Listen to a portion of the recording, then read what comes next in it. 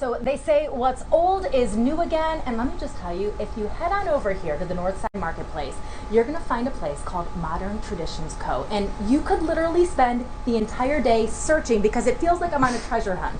Aaron Gaskin is the owner. Aaron, hello. Hello. So you've been around for quite some time, but you just opened inside of this space. Yes. Yep. So I started out in my basement and was selling mainly online.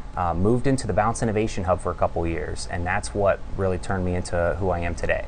All right, so who you are today, you find and source and sell vintage clothing. Yes. So first things first, how do you find these clothes? So anywhere that there's clothes, that's where I'm going. So I mean, even as far as with permission, abandoned homes and things like that. Yeah. So there's clothes everywhere, and a lot of it just kind of gets forgotten. So we're looking at some sports memorabilia right there. I have to admit, I found a Cleveland Browns top that I am purchasing. I don't know if George can show, but I am bringing this because I'm going to the Browns game this weekend. That's so awesome. I have something to wear now. Why is reutilizing vintage clothing so important? Why is it so important to kind of get away from fast fashion and stick to pieces like this? Well, there's so much put into making these things, and they have such a story to tell that I think plus the quality and things like that, it's just such long lasting. All right, so let's talk about the jacket that I Yes. found, because I love the color and I love that it is so iconic. When you think of Akron, you think of Goodyear. So Yeah. when would this have been worn, and how old do you think this is? Probably from the 80s, I would say. Okay. But they had their own branded race gear and things like that. I mean, I feel like a race car driver right now. One of the pieces that you were showing us earlier, Oh yeah. I think you said it was from the 30s? Yeah, so late 30s, it's a Letterman's jacket. That is so that cool. would have been worn by a student. So Has do you these know old what buckles. school that would have been from? Actually, I don't. You don't. I'm putting you to the test. But what No. is it? 1939. That is incredible. And when you look at the quality and the craftsmanship, I mean, this is stuff that you can't just buy stuff like this nowadays. Right. Yeah, and so I mean, not to compare it to certain things, but there's just even down to like the zippers and things like that, and all the clasps. Everything has so much detail and things of that sort. Not only does it have detail, but we were talking beforehand, each piece really kind of tells a story. Yes.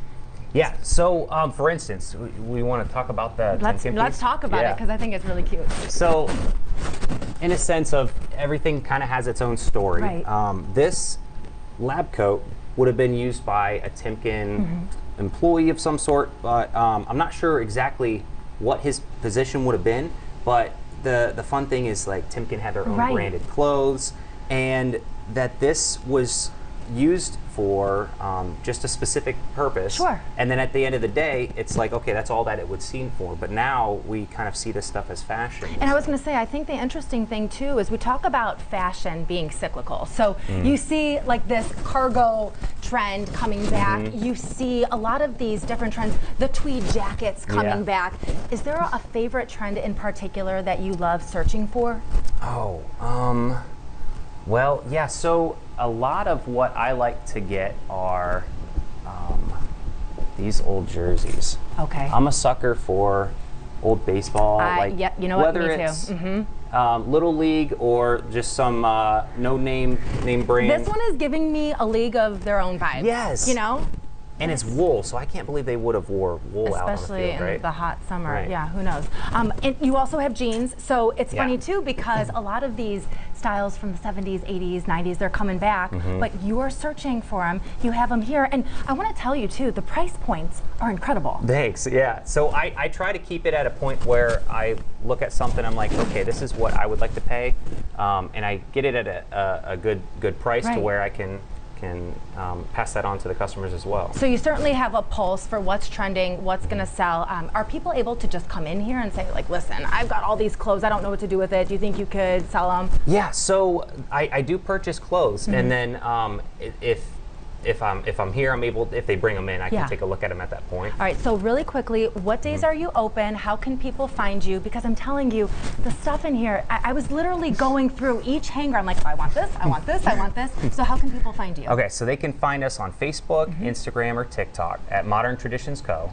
And then also they can find us at the Northside Marketplace. Perfect, yeah. And so we're open Tuesday through Saturday, 11 to 7.